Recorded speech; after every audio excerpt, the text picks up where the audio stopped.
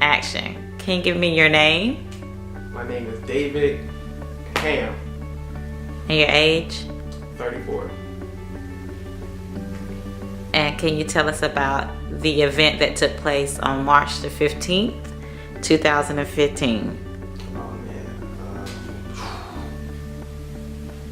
All I remember was around March 15.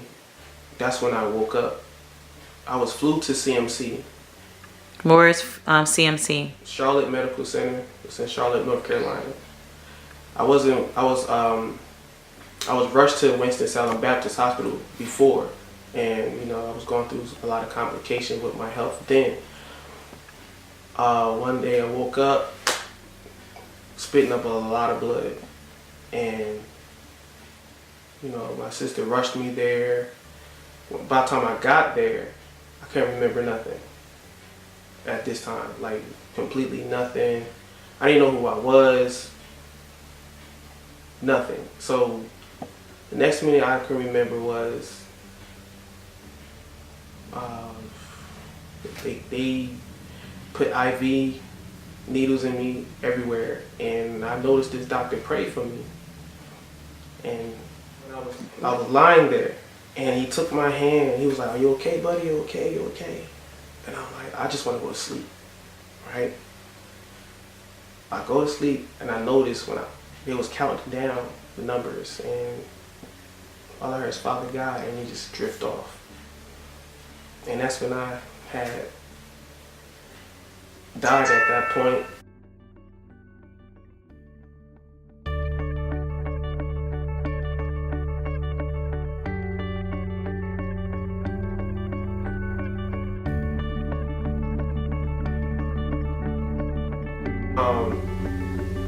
I remember it was like people, I heard like different languages, and before I woke up, you know what I mean? So I'm walking around light as a feather, and you see other mansions there, and I'm like, I'm in New Jerusalem. It's crazy, like beautiful, marvelous. Like I'm walking around, I have a new body. It's like the sun is like brightened up within your vessel, if that makes sense. And it's like I have no care in the world. And like I said before, it's like a feather being blown in the wind. And when I'm hearing these languages praying for me, there was like this strong wind pushing me back. And I heard the doors from behind me open up. Next thing you know, everything turns all white. And when I wake up, everybody's there. Everybody, like my family, church family. No memory at all. I can't even remember that part until like weeks later. I woke up kicking, screaming, yelling. I mean, everything I know I can do, but at the end of the day, I didn't know who I was, where I was, or what I was. All I saw was people. Tell me a little bit about what you was. How did that feel? Because that's kind of like being totally out of your body and your mind. Oh my gosh, it's like so many words I can describe. Just having an experience like that, like everything happened so fast. I'm thinking I'm sleeping. All I remember at that time was like I'm waking up in pain, but I just felt peace. So why am I waking up in a lot of pain? So I'm thinking like, okay, Father, I just saw this beautiful place, and now I'm here again. And as far as what I was, it's like, what am I? And why am I here? So you just had an experience where you were no longer in this reality, right? And you go to something that's supernatural, that people cannot even imagine every day.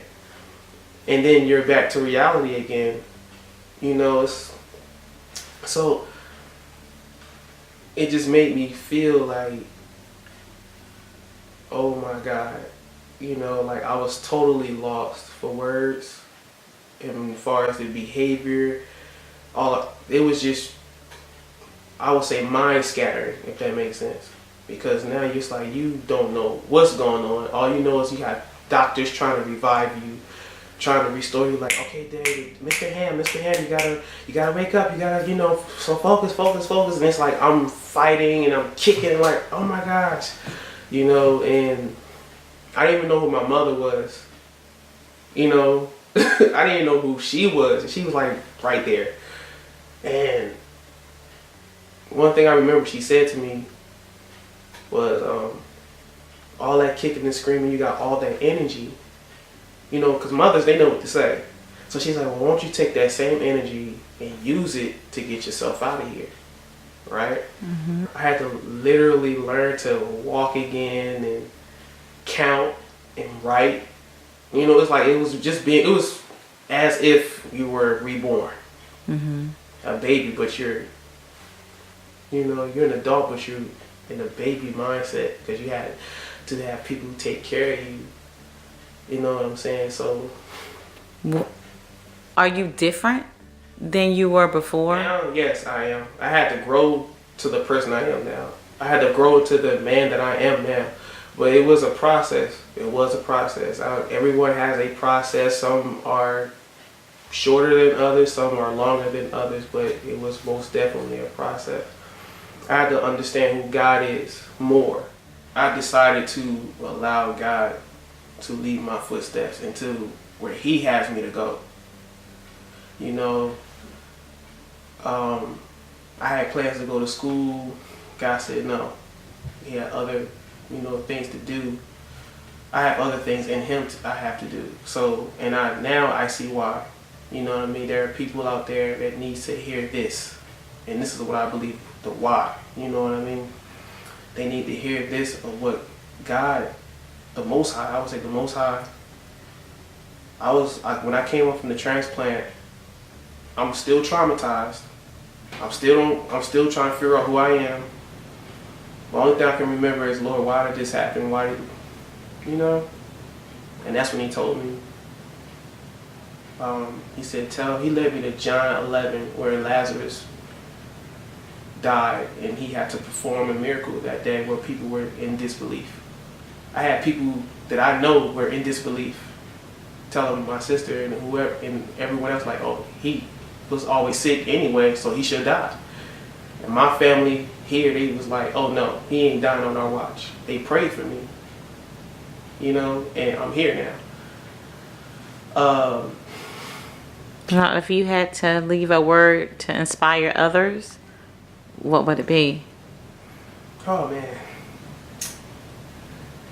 keep God first. And I mean that with everything, every fiber of my being. You got to keep Him first. What I mean by keep Him first, stay in connected with Him. It's serious to have a relation. It is serious and it's important to have a relationship with Him, build a relationship with Him. And the why is because you need that. That's your life support right there. While I was in the shower, my sister, her husband helped take care of me at the time. I'm in the shower. I know why it's happening. He said, tell my people, I did this because not only did I love you, he said, but I want you to tell my people what I'm doing through you and what I've done for you. I said, Lord, what would be the word to tell them? He said, tell them that I am still the life and the resurrection. He said, I allowed you to go through this so you can tell my people what I'm still able to do if they only believe. This may sound kind of revolutionary, but I'm just going to go on the limb and say it. I want to inspire my people, well, not my people, but I want to inspire God's people through this. I desire to help His people, you know what I'm saying? Like, and if this has to be the beginning of it, then so be it. Because I feel like our people been spiritually also oppressed for so many years. And it's like, you look at the world today, it's like, it seems or it appears as if there is no hope. There is hope. There is hope. you know, you just have to turn to the right people, and there are right people who have keys to your destiny. You know what I'm saying? So there is hope in God, man. We just have to keep fighting for what we believe in. I want all of God's people set free, healed, delivered from all sicknesses, from all diseases. It don't have to be a physical thing. It could be a spiritual thing, a psychological thing, emotional thing, everything that hits us as people of Yahweh. I want them to know what it's like to finally be set free and be healed. I want what God wants. That's what the legacy I want. I want what He wants. His people restored.